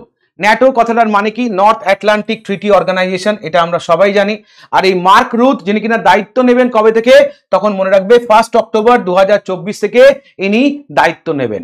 মার্ক রুথ যিনি কিনা নেদারল্যান্ডে বলতে পারো অ্যাক্টিং প্রাইম মিনিস্টার হিসেবে কাজ করছিলেন, তাকেই সম্প্রতি এই দায়িত্বটা দেওয়া হয়। তাহলে ন্যাটো থেকে আমাদের যে সমস্ত প্রশ্ন আসে আমরা আগে বহুবার করেছি, ন্যাটো কত সালে প্রতিষ্ঠা, ন্যাটোর হেডকোয়ার্টার কোথায়, ন্যাটোর আন্ডারে টোটাল মেম্বার কান্ট্রি কতগুলো আছে, লাস্ট মেম্বার কান্ট্রি হিসেবে কে জয়েন করেছে, ইত্যাদি ইত্যাদি। এই ইনফরমেশনগুলো আমাদের প্রত্যেকের জানা।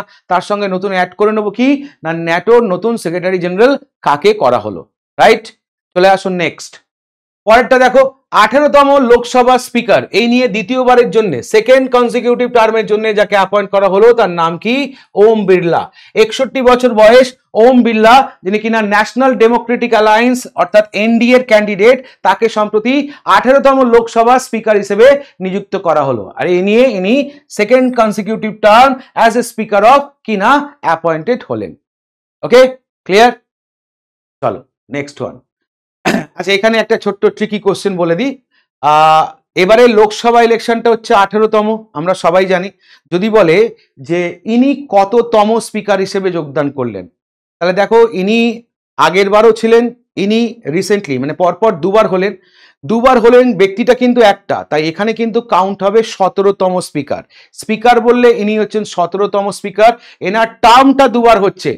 ওকে, 18তমতেও ইনি একবার এবং আগেরটাতেও ইনি, তাই না? তাহলে এনার টার্মটা দুবার হচ্ছে, কিন্তু ব্যক্তি হিসেবে যিনি ইনি একবার, তাই এখানে এনার নামের ক্ষেত্রে কিন্তু মনে রাখবে ইনি হচ্ছেন 17 স্পিকার অফ লোকসভা। এটা একটু খেয়াল রাখবে। চলো নেক্সট ওয়ান, পরেরটা। ব্যাংক অফ বরোদার তরফ থেকে সম্প্রতি কাকে তাদের নতুন ব্র্যান্ড এন্ডোর্সার হিসেবে অ্যাপয়েন্ট করা হলো? তখন মনে রাখবে সুমিত নাঙ্গাল। ওকে, ব্যাংক অফ বরোদা যেটা একটা লিডিং পাবলিক সেক্টর ব্যাংক ভারতবর্ষের রেসপেক্টে, একজন রাইজিং ইন্ডিয়ান টেনিস প্লেয়ার যার নাম হচ্ছে সুমিত নাঙ্গাল, তাকেই সম্প্রতি তাদের কি করলো না ব্র্যান্ড এন্ডোর্সার। অ্যাম্বাসেডার আর এন্ডোর্সার মধ্যে পার্থক্য কি? অ্যাম্বাসেডার মানে হচ্ছে কি না বলতে পারো দূত, তাই না? অ্যাম্বাসেডার মানে হচ্ছে দূত, ব্র্যান্ড অ্যাম্বাসেডার মানে হচ্ছে কোনো প্রোডাক্টকে কি না তুলে ধরবে। ঠিক একই রকম বলতে পারো ব্যাংক অফ বরোদাকে প্রমোট করবে বা এন্ডোর্স করবে কে? সেটা হচ্ছে সুমিত নাঙ্গাল। এটা একটু খেয়াল রাখবে। চলে আসো, আর ব্যাংক অফ বরোদা এই সুমিত নাঙ্গাল ছাড়া আর কাকে কাকে যদি বলো এন্ডোর্স করেছে, সেক্ষেত্রে মনে রাখবে পিভি সিন্ধু এখানে যুক্ত এবং শেফালি বর্মা এখানে কিন্তু যুক্ত, মানে একজন ক্রিকেটিং ইউথ আইকন এবং একজন ব্যাডমিন্টন স্টার, এর সঙ্গে যুক্ত হলো একজন লন টেনিস স্টার যার নাম হচ্ছে সুমিত নাঙ্গাল। চলে আসুন next, re-elected president of South Africa. South আফ্রিকার রি-ইলেক্টেড প্রেসিডেন্ট হিসেবে সম্প্রতি যাকে অ্যাপয়েন্ট করা হলো তার নাম কি? নাম হচ্ছে সিরিল রামাফোসা, যে নামে আমরা চিনি। পুরো নামটা হচ্ছে মাতামেলা সিরিল রামাফোসা, 71 বছর বয়স, যাকে সম্প্রতি সাউথ আফ্রিকার প্রেসিডেন্ট হিসেবে এই নিয়ে সেকেন্ড টার্মের জন্য অ্যাপয়েন্ট করা হলো। ওকে, ইনি 19 জুন 2024 বলতে পারো কি না as a second president of South Africa কিনা অ্যাপয়েন্টমেন্ট হলেন। চলে আসুন next, united nation high commissioner for রিফিউজির গ্লোবাল গুডউইল অ্যাম্বাসাডর হিসেবে যাকে নিযুক্ত করা হলো, তিনি হচ্ছেন একজন বিখ্যাত ব্রিটিশ অ্যাক্টর, প্রডিউসার এবং একজন মডেল, যার নাম কি? নাম হচ্ছে থিও জেমস। তাহলে থিও জেমস যে কিনা united nation high commissioner for রিফিউজির আর বলতে পারো নতুন গুডউইল অ্যাম্বাসাডর হিসেবে নিযুক্ত হলেন। গুডউইল অ্যাম্বাসাডরটা কি কাজ করে সাধারণত? আর prominent public figure associated with UNHCR, enhancing the organization global visibility through their influence, dedication and hard work. তাহলে এরা যেহেতু একটা ওয়ার্ল্ড ফিগার, তাই তারা তাদের মাধ্যমে বলতে পারো united nation high commissioner of রিফিউজির এদের কি বলতে পারো কাজ বা বলতে পারো কি ভিশন, সেটা পাবলিকের কাছে তুলে ধরাই হচ্ছে এই গুডউইল অ্যাম্বাসেডারদের অন্যতম কাজ। তো এই দায়িত্বটা সম্প্রতি যিনি পেলেন, একজন বিখ্যাত ব্রিটিশ অ্যাক্টর, প্রডিউসার এবং একজন বলতে পারো মডেল, যার নাম হচ্ছে থিও জেমস। হলো, চলে আসুন নেক্সট, পরেরটা। গভর্নমেন্ট বিল স্কিম অ্যাপস। গভর্নমেন্ট বিল স্কিম অ্যাপের মধ্যে প্রথমটাই যদি আমরা দেখি কি বলেছে, 1 উইক 1 থিম। এটা একটা ক্যাম্পেইন। 1 উইক 1 থিম ক্যাম্পেইনটা কিসের সঙ্গে রিলেটেড বা জিনিসটা কি একটু দেখে নেব আমরা। বলছে 24 জুন ডক্টর জিতেন্দ্র সিং, যিনি কিনা union minister of state independent charge for science and technology for art science government of ইন্ডিয়ার তরফ থেকে লঞ্চ করলেন কি না 1 উইক 1 থিম, একটা campaign which demonstrate the recent success story of India various stream of science and technology, and main objective of the government of India is to integrate the effort of all council of scientific and industrial research lab to reduce redundant and optimize resource. তাহলে এক কথায় বলতে গেলে এই যে 1 week 1 theme এটা কারা launch করলো না, এক কথায় মনে রাখবে মিনিস্ট্রি অফ আর্ট সায়েন্সের তরফ থেকে এটা লঞ্চ করা হয়েছে। এটার মূল উদ্দেশ্য কি না, যাতে ইন্ডিয়ার বিভিন্ন বলতে পারো শাখা প্রশাখায় সায়েন্স অ্যান্ড টেকনোলজি যেভাবে ডেভেলপ করেছে, যেভাবে কাজ করছে সাকসেসের সঙ্গে, সেটাই তুলে ধরা বলতে পারো, সেটাই তুলে ধরা হয়েছে এই ক্যাম্পেইনের মাধ্যমে। ক্যাম্পেইনটার নাম 1 উইক 1 থিম। চলে আসো স্পোর্টস আপডেট। স্পোর্টসের মধ্যে নতুন খবর কি আছে না আমরা জানি, ওড়িশা গভর্নমেন্ট যেটা কিনা পূর্বে ঘোষণা করেছিল কি না তারা হকি ইন্ডিয়াকে স্পন্সরশিপ দেবে, এবং এটা হওয়ার কথা ছিল 2033 পর্যন্ত, তাই না? 10 বছরের স্পন্সরশিপ ডিল সাইন করেছিল কে না প্রাক্তন মুখ্যমন্ত্রী নবীন পটনায়ক। তার জন্য ওড়িশা সরকার বরাদ্দ করেছিল 434 কোটি টাকা। এবার এই 2033 থেকে এটাকে এক্সটেন্ড করা হলো কতদিন পর্যন্ত না 2036। তাহলে নতুন মুখ্যমন্ত্রী মোহন চরণ মাঝি, যিনি কিনা বলতে পারো সম্প্রতি ঘোষণা করলেন যে government of Odisha will extend it's sponsorship of the hockey India for another 3 year till 2036, which will mark comprehension of 100 years of the formation of Odisha as a separate state in 1936. তাহলে ওড়িশা রাজ্য হিসেবে আত্মপ্রকাশ করে 1936। ওকে, তো সেটা 100 বছর কমপ্লিট হচ্ছে কবে না 2036-এ 100 বছর কমপ্লিট হচ্ছে।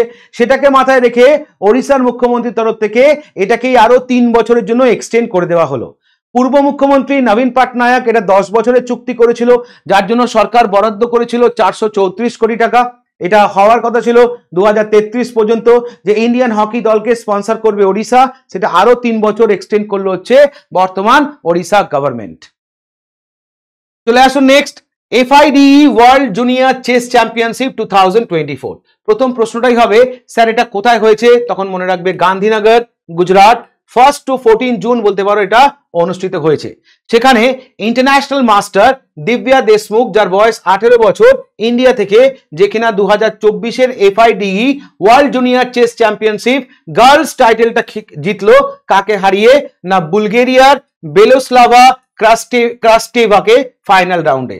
তাহলে বুলগেরিয়ার বেলোস্লাভা ক্রাস্টেভাকে ফাইনাল রাউন্ডে হারিয়ে ভারতের দিব্যা দেশমুখ, যে কিনা বলতে পারো 2024-এর FIDE world junior chess championship girls টাইটেলটা জিতে নিল। টুর্নামেন্টটা কোথায় হয়েছিল না গুজরাতের গান্ধীনগরে। 1 জুন থেকে 14 জুন পর্যন্ত টুর্নামেন্টটা অনুষ্ঠিত হয়েছিল। চলে আসো পরেরটা, world athletes continental gold tour 2024। প্রথমত স্যার এটা কোথায় হলো, এটা হলো হচ্ছে ফিনল্যান্ড। ফিনল্যান্ডের কোথায় হয়েছে না টুরকু। কি বলেছে, Olympic and world champion Neeraj Chopra secure a gold medal with 85.9 meter in third attempt in men's javelin throw at পাভো Nurmi games 2024, যেটা একটা world athlete continental tour event, যেটা হয়েছে 18 জুন 2024-এ। অর্থাৎ এই যে world athlete continental gold tour, এটা কেন নিউজে এসছে না, এখানে আমাদের কি না, এখানে আমাদের নীরজ চোপড়া যে কিনা গোল্ড পেয়েছে, এবং তিনি বলতে পারো কত তার থার্ড অ্যাটেম্পটে 85.97 মিটার দূরত্ব অতিক্রম করে তিনি এখানে গোল্ড পেয়েছেন ছেলেদের জ্যাভলিন থ্রোতে। এটা হয়েছিল কোথায়, অ্যাট পাভো নুমরি গেমস। আর এই টুর্নামেন্টটা 18 জুন 2024 অনুষ্ঠিত হয় কি না ফিনল্যান্ডের টুরকুতে। চলে আসো পরেরটা, স্প্যানিশ গ্র্যান্ড প্রিক্স খেতাব 2024 কে জিতলো, এক কথায় মনে রাখবে রেড বুলের ম্যাক্স ভার্স্টেপেন। ওকে, রেড বুলের ম্যাক্স ভার্স্টেপেন কি বলছে, ইনি একজন বেলজিয়ান কাম ডাচ রেসিং ড্রাইভার, যে 2024-এর স্প্যানিশ গ্র্যান্ড প্রিক্স জিতলো। যেটা হয়েছে কোথায় না ক্যাটালোনিয়া, যেটা রয়েছে কোথায় স্পেনে। এর আগে যদি তুমি দেখো তাহলে এই ম্যাক্স ভার্স্টেপেন এই খেতাবটা 2016, 2022 এবং 2023-এ জিতেছে। তাহলে এই নিয়ে বলতে পারো, এই নিয়ে চতুর্থবার বলতে পারো স্প্যানিশ গ্র্যান্ড প্রিক্স জিতলো কে, ম্যাক্স ভার্স্টেপেন। চলে আসো বিখ্যাত পার্সোনালিটি ডেথ, ফেমাস ডেথের মধ্যে একজন বিখ্যাত ভারতনাট্যম ড্যান্সার যার নাম CV চন্দ্রশেখর মারা গেছেন, তাই নিউজে এসছেন। Very very important. যে কোনো পরীক্ষার আগে, বিশেষ করে PSC পরীক্ষার আগে আমরা দেখেছি একটা ট্রেন্ড, যে PSC যে সমস্ত ড্যান্সার বা বলতে পারো ইনস্ট্রুমেন্টালিস্ট যদি মারা যায় তাদের দিয়ে পরীক্ষার প্রশ্ন দেয়, তাই এই নামটা অতি অবশ্যই মনে রাখতে হবে। CV চন্দ্রশেখর একজন বিখ্যাত রিনাউন্ড ভারতনাট্যম ড্যান্সার এবং পদ্মভূষণ অ্যাওয়ার্ডি, সম্প্রতি মারা গেলেন 89 বছর বয়সে। জন্ম হয়েছিল 1935-এর হিমাচল প্রদেশের সিমলাতে, সম্প্রতি মারা গেছেন, তাই খবরে এসছে। ভারতনাট্যমে তার বলতে পারো কন্ট্রিবিউশনের জন্য 2011 সালে তাকে পদ্মভূষণ পুরস্কারে সম্মানিত করা হয়। তাহলে আমাকে পরীক্ষায় প্রশ্ন কি দেবে, আমাকে পরীক্ষায় প্রশ্ন দেবে CV চন্দ্রশেখর, যিনি সম্প্রতি মারা গেলেন, ইনি কোন ক্লাসিক্যাল ড্যান্সের সঙ্গে যুক্ত ছিলেন। আনসার হচ্ছে ভারতনাট্যম। চলে আসো ফ্র্যাঙ্ক ডাকওয়ার্থ, আমরা যারা ক্রিকেট দেখি বা ছোটবেলা থেকে যারা ক্রিকেট খেলেছি তারা অন্তত এই ব্যক্তিটার নাম জানি। কেন জানি না? ডাকওয়ার্থ লুইস মেথড এই নামে আমরা চিনি। মেথডটা কি না, কোনো বৃষ্টি বিঘ্নিত ম্যাচে যে ক্যালকুলেশনের ভিত্তিতে ক্রিকেটটা খেলা হয়, মানে যে ওভার যে রান টার্গেট ফিক্স করে দেওয়া হয়, যার ক্যালকুলেশনকে মেনটেন করা হয় সেই ম্যাচের ক্ষেত্রে তিনি হচ্ছেন কিনা ডাকওয়ার্থ, এবং তার পার্টনার ছিলেন কিনা লুইস। তো এর মধ্যে দেখো কি বলছে, ফ্র্যাঙ্ক কার্টার ডাকওয়ার্থ একজন ইংলিশ স্ট্যাটিস্টিশিয়ান এবং co-inventor of Duckworth Lewis Stern method. তাহলে এটার পার্টনারের নাম ছিল লুইস স্টার্ন, ওকে, বা ডিএসএল মেথডের অন্যতম বলতে পারো কো ইনভেন্টর। 84 বছর বয়সে সম্প্রতি মারা গেলেন, ওকে। ইনি জন্মেছিলেন হচ্ছে 1939-এ, কোথায়? ল্যাঙ্কাশায়ার, ইউনাইটেড কিংডমে। সম্প্রতি মারা গেছেন, তাই খবরে এসছেন। ভেরি ভেরি ইম্পর্টেন্ট, আমাকে বলতে পারে ডাকওয়ার্থ লুইসের অন্যতম কো ইনভেন্টর যিনি সম্প্রতি মারা গেছেন তার নাম কি? তখন আনসার হচ্ছে ফ্র্যাঙ্ক ডাকওয়ার্থ। খেয়াল রাখবে। চলে আসো অপারেশন এক্সারসাইজ। অপারেশন এক্সারসাইজের মধ্যে জুন মাসে সেকেন্ড পার্টে তেমন কোনো গুরুত্বপূর্ণ এক্সারসাইজ বা অপারেশন নেই, তাই এখানে রাখা হয়নি। এবার চলে আসবো আমরা লাস্ট পার্ট, যেটা হচ্ছে আমাদের মিসলেনিয়াস পার্ট। মিসলেনিয়াস পার্টের প্রথম খবরটা কি না, ইন্টারন্যাশনাল সোলার অ্যালায়েন্স। আমরা জানি যেটার হেডকোয়ার্টার কোথায় গো না, গুরুগ্রাম, তাই তো? গুরুগ্রাম মানে হচ্ছে এটা কোথায় না, হরিয়ানা, রাইট? এটা আমরা প্রত্যেকে জানি। তো সেখানে 100তম ফুল মেম্বার হিসেবে যোগদান করলো যে দেশটার নাম কি? প্যারাগুয়ে। সঙ্গে এটাও মনে রাখতে হবে 99 মেম্বার হিসেবে 2024-এ যে দেশটা জয়েন করেছিল দেশটার নাম কি ছিল? স্পেন। তাহলে ইন্টারন্যাশনাল সোলার অ্যালায়েন্সের বলতে পারো আইডিয়াটা কার ছিল না, ইন্ডিয়া এবং বলতে পারো ফ্রান্সের। 2014 সালে এটা বলতে পারো প্রতিষ্ঠা হয় কোথায় না, গুরুগ্রামে। আর সেখান থেকে যদি আজ পর্যন্ত দেখি তাহলে এটা 100তম মেম্বার কান্ট্রিতে পৌঁছে গেল, এবং 100তম মেম্বার কান্ট্রিটা হলো কে না, প্যারাগুয়ে। চলে আসুন next, India's most valuable brand. তাহলে এই মুহূর্তে দাঁড়িয়ে যদি আমরা দেখি ভারতের সব থেকে ভ্যালুয়েবল ব্র্যান্ড কোনটা, কাদের মতে না, ব্র্যান্ড ফিন্যান্সের মতে টাটা গ্রুপ বলতে পারো retain the number 1 position in the brand value ranking 2024 with a 9% growth in the brand value to $28.6 billion. Okay, তাহলে এই মুহূর্তে বলতে পারো ভারতের 1 নম্বর ব্র্যান্ড কোনটা, সেটা হচ্ছে টাটা। ইনফোসিস যার র্যাঙ্কিং হচ্ছে সেকেন্ড, এবং এইচডিএফসি যে কিনা বলতে পারো থার্ড পজিশনে রয়েছে according to their brand value. তাই এটা হচ্ছে কোম্পানির রেসপেক্টে। আর ব্যক্তি বিশেষে যদি বলা হয় ভারতবর্ষের সব থেকে 1 নম্বরে ব্র্যান্ড ভ্যালু কার, সেক্ষেত্রে আমরা জানি বিরাট কোহলি নাম্বার 1, নাম্বার 2তে রয়েছে বলিউডের তারকা রণবীর সিং, আর নাম্বার 3তে রয়েছে কে না, শাহরুখ খান। ব্র্যান্ড ভ্যালু রেসপেক্টে, কোম্পানির রেসপেক্টে বললে হচ্ছে টাটা। চলে আসুন নেক্সট, আমরা জানি যে 3টে নতুন ক্রিমিনাল ল যেটা কিনা চালু হলো। আমাকে পরীক্ষায় প্রশ্ন দেবে যে কত তারিখ থেকে এটা চালু হয়েছে, তারিখটা অবশ্যই মনে রাখবে। 1 জুলাই থেকে বলতে পারো এফেক্টিভ হয়েছে। প্রথমত কোন 3টে আইনকে চেঞ্জ করা হয়েছে না, ব্রিটিশ যুগে যে 3টে আইনকে চেঞ্জ করা হয়েছে, একটা হচ্ছে ইন্ডিয়ান পিনাল কোড 1860, একটা হচ্ছে ক্রিমিনাল প্রসিডিওর কোড যেটাকে সিআরপিসি বলি 1973, আর ইন্ডিয়ান এভিডেন্স অ্যাক্ট 1972। এই 3টেকে বদলে নতুন যে 3টে এসছে সেটা হচ্ছে ভারতীয় ন্যায় সেকেন্ড সংহিতা বা যাকে বলছে BNS2 অ্যাক্ট 2023, তারপর ভারতীয় নাগরিক সুরক্ষা এটা হচ্ছে BNSS2 অ্যাক্ট 2023, এবং ভারতীয় সাক্ষ্য অধিনিয়ম অ্যাক্ট 2023। এই 3টে আইন বলতে পারো 1 জুলাই থেকে এফেক্টেড হলো। চলে আসুন নেক্সট, গ্লোবাল লিভাবিলিটি ইন্ডেক্স মানে থাকার মতো জায়গা। এই ইন্ডেক্সে যদি বলো টপে রয়েছে কে না, according to the economics intelligence unit global liveability index 2024, Vienna the capital of Austria has top the index, মানে 1 নম্বরে রয়েছে কে, ভিয়েনা। আর এই নিয়ে বলতে পারো থার্ড কনসিকিউটিভ ইয়ার ভিয়েনা এই পোস্টটা হোল্ড করছে। যেখানে সেকেন্ড পজিশনে কে আছে না, ডেনমার্কের কোপেনহেগেন সেকেন্ড পজিশনে আছে। সুইজারল্যান্ডের জুরিক বলতে পারো রয়েছে কত না, 6 নম্বরে। ওকে, 6 নম্বরে ছিল 2023-এ, সেখান থেকে 3 নম্বরে চলে এসছে 2024-এ। আর মনে রাখার বিষয়, এই লিস্টে টপ 10 এর মধ্যে, টপ 10 লিভাবিলিটি ইন্ডেক্সের মধ্যে ওয়ার্ল্ডের রেসপেক্টে ইন্ডিয়ার কোনো শহর কিন্তু এখানে নেই। ইন্ডিয়ার কোনো শহর কিন্তু এখানে নেই। No Indian cities rank on the 2024 list of the top liveable cities in the world. তাহলে ওয়ার্ল্ডের পরিপ্রেক্ষিতে ইন্ডিয়ার কোনো শহর কিন্তু এই ইন্ডেক্সে নেই। চলে আসো পরেরটা, environment performance index 2024। Environment performance index 2024 এর রিপোর্ট প্রকাশ করা হয়েছে, যেখানে ইন্ডিয়ার র্যাঙ্ক কত হয়েছে 176, কতগুলো দেশের মধ্যে 180টা দেশের মধ্যে হলো। মনে রাখবে ভারতের পরে একমাত্র রয়েছে কারা কারা, পাকিস্তান, ভিয়েতনাম, লাওস এবং মায়ানমার। আর এই লিস্টে যদি তুমি দেখো টপে কে আছে না, ইস্টোনিয়া বলতে পারো এই লিস্টে টপে রয়েছে। সেকেন্ড পজিশনে রয়েছে লুক্সেমবার্গ, তারপর জার্মানি। ওকে, সেকেন্ড পজিশনে লুক্সেমবার্গ, তারপর জার্মানি, টপে আছে ইস্টোনিয়া। ইন্ডিয়ার র্যাঙ্ক 176 কিসে, এনভায়রনমেন্ট পারফরমেন্স ইন্ডেক্সে। Next, IEP global peace index 2024। Okay, সম্প্রতি তার 18তম এডিশনটা প্রকাশ করলো।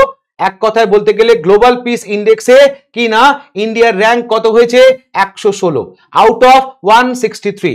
2023 থেকে বলতে পারো 10টা পজিশন এগিয়ে এসছে ইন্ডিয়া। এই লিস্টের টপে কে আছে, আইসল্যান্ড সিন্স 2008। তাহলে 2008 থেকে বলতে পারো আইসল্যান্ড এই লিস্টে টপে আছে। সেকেন্ড পজিশনে আছে আয়ারল্যান্ড, থার্ডে আছে অস্ট্রিয়া, ফোর্থে আছে নিউজিল্যান্ড এবং ফিফথে আছে সিঙ্গাপুর। তাহলে গ্লোবাল পিস ইন্ডেক্সে ইন্ডিয়ার র্যাঙ্ক কত 116, কতগুলো দেশের মধ্যে 163টা দেশের মধ্যে।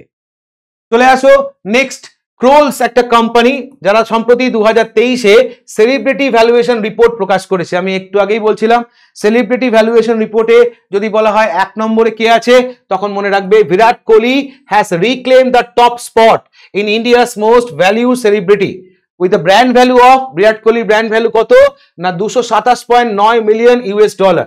ওকে, যেটা 2022 থেকে প্রায় 51 মিলিয়ন, যেটা কিনা বেড়েছে।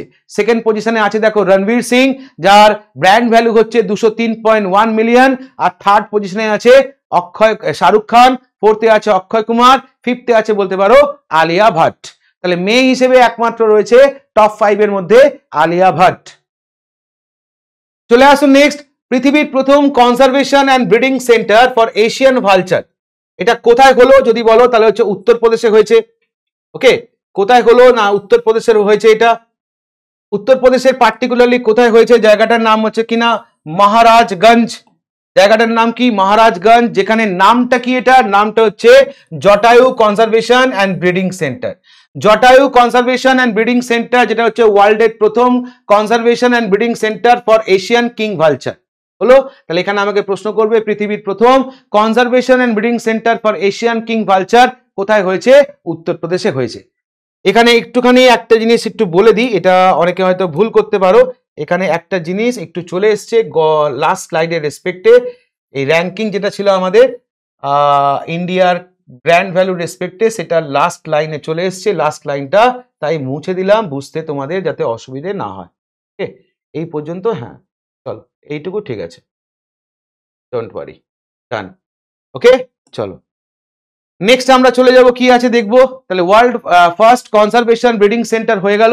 নেক্সট আছে কিনা 50তম G7 সামিট, যেটা হলো 13 থেকে 15 জুন 2024। তাহলে এই G7 সামিটটা কোথায় হলো, এক কথায় যদি বলা হয় তখন মনে রাখবো ইটালিতে এটা হলো। এটা দিয়েই পরীক্ষার প্রশ্ন হবে যে 50তম G7 সম্মেলনটা কোথায় অনুষ্ঠিত হলো, ইটালি। কবে না 13 থেকে 15 জুন 2024। এই সম্মেলনে আমাদের prime minister Narendra Modi Italy visit করেছে। ওকে, এই সম্মেলনটাকে কেন্দ্র করে, কারণ ইটালির প্রাইম মিনিস্টার কি না জর্জিও মেলোনির ইনভাইটেশন ছিল, সেই ইনভাইটেশনকে মাথায় রেখে আমাদের প্রাইম মিনিস্টার এই G7 সম্মেলন ভিজিট করতে গেছিল। ওকে, খেয়াল রাখতে হবে ইটালি এর আগে সম্মেলনের আয়োজন করেছিল 1980, 87, 94, 2001, 2009 এবং 2017।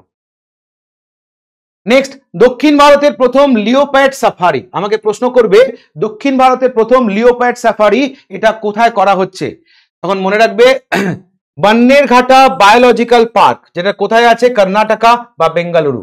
সেখানেই বলতে পারো কি না দক্ষিণ ভারতের প্রথম লিওপার্ড সাফারি এটা কি না উদ্বোধন করা হলো। তাহলে এবার থেকে যারা টুরিস্ট যারা বেড়াতে যাবে অবশ্যই কর্ণাটকার বন্নেরঘাটা বায়োলজিক্যাল পার্কে গেলে লিওপার্ড সাফারিটা কিন্তু মাস্ট করতেই হবে, কারণ এটাই হচ্ছে সাউথ ইন্ডিয়ার প্রথম লিওপার্ড সাফারি। নামটা মনে রাখবো, কোন ন্যাশনাল পার্ক বা কোথায় এটা করেছে, বন্নেরঘাটা বায়োলজিক্যাল পার্কে এটা করা হয়েছে।